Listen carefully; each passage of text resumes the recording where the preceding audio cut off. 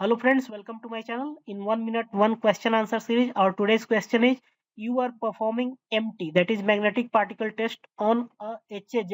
HAZ is heat affected zone area of a low alloy steel weld in a power plant application.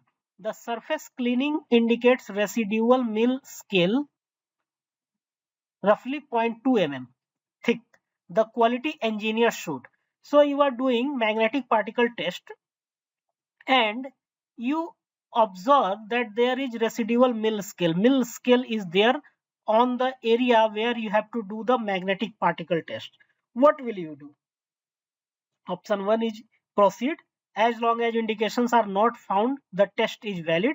Option 2 is proceed. Mill scale does not matter for MT.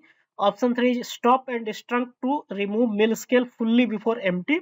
And option 4 is switch to UT instead of MT because of the surface condition. So friends, while doing magnetic particle test, you have to ensure that the surface is fully free from scale, rust, dust or any other foreign contaminant. Hence option 3 is the correct one. Stop and instruct to remove the mill scale fully before magnetic particle test.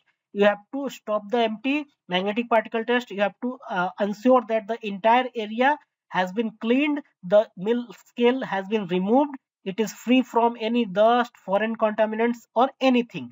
Then only you can do magnetic particle test. So this is the explanation. Friends, I would request you to please join my channel if you have not done yet. Joining is very simple and very easy, and it gives some financial freedom to me. So friends, thank you very much.